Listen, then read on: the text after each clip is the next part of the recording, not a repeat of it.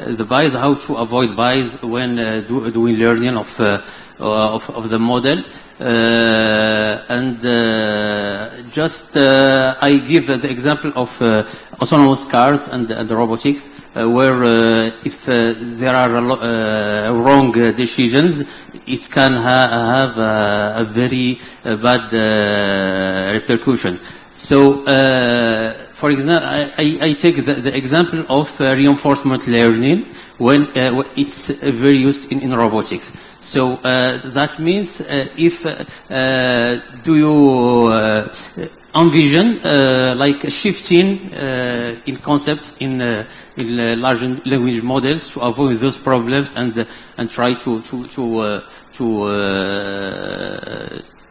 be more more secure in the future. Thank you. Maybe I can give a partial answer. Just at the beginning, autonomous car in the early system, the car was very precautious. So when the car was arriving at a roundabout, if another car was there, the car would not move. And then I think maybe it's Eric said that it's AI or LM. It's also an interaction. And here it's the same. What was not taken into account sufficiently is how the other car behave. And that if you want the car, autonomous car, to go in the roundabout and to be in the traffic, the car has to be not too precautious and has to be a bit unpolite. Because the car has to force a little bit its passage, otherwise the car will never go into the roundabout if there are other cars. And this is also, I think it only partially answers your question, but you cannot only think the system in absence of its usage, in absence of the interaction with who is going to use the system. So you need to have this interaction and you need to have this usage. So I don't know if I only partially answer your answer, but it's just a forward. I think any invention of new technology adoption is like giving birth to children. There are some discomfort. It's a rewarding price to pay, for the advancement. That's usually how I see, my work. It's not going to be totally safe at the beginning, but as long as there is a constraint or maybe a pressure, that forms the feedback loop, to make your system better, but also taking some steps to experiment and take some risk.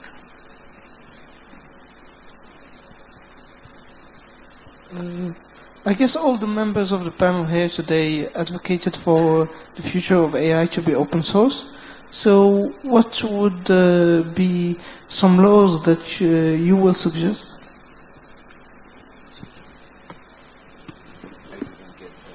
You mean suggest to make everything open source, or? No, you suggested that the future of AI should be open source.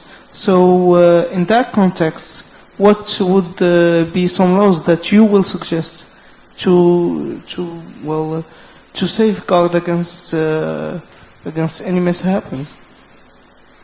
Okay. Should I give it a shot? Yeah.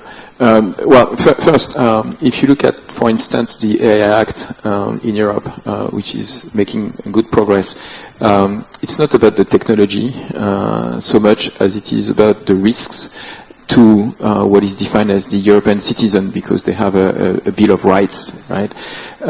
So you can do whatever almost on the technology side. It's what you're going to do with the technology that is being regulated. And that applies as much to the proprietary side than to the open source side. There's no reason why it should be differentiated. Of course, you have better ways to enforce on commercial operations, and open source could potentially be in the hands of entities or individuals who are hard to sanction, right? Because maybe you will never catch them in the open source. So that's the first aspect of my comment. The other aspect is I really believe there's a strong self-regulating nature to open source community, and I tend to trust that more than the commercial side. I don't know. I want to add also that, I think the risk of AI, including the open source part, has somewhat been exaggerated at this point.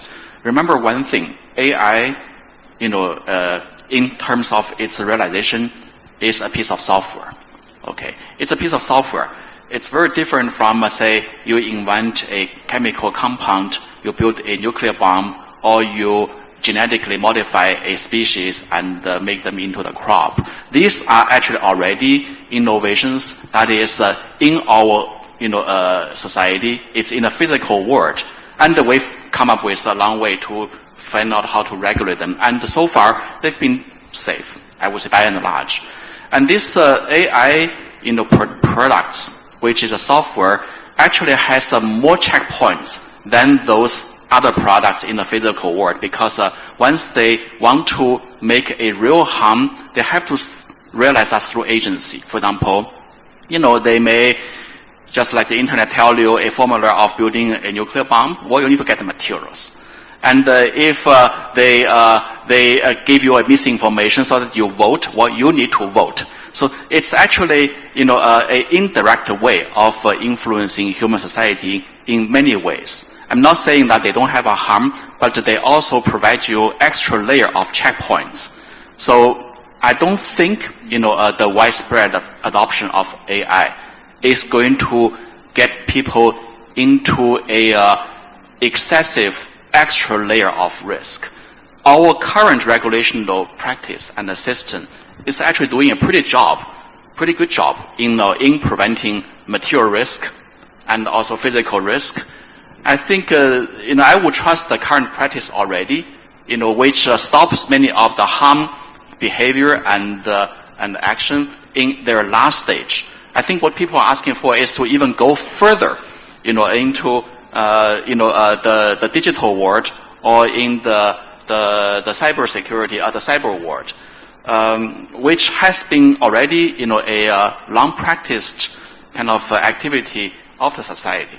And the AI isn't really, I would say,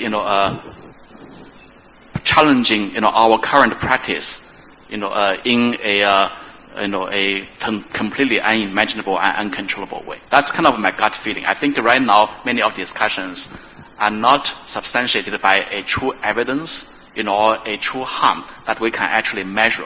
Say how many deaths because of AI, and how many, how much economic loss due to AI.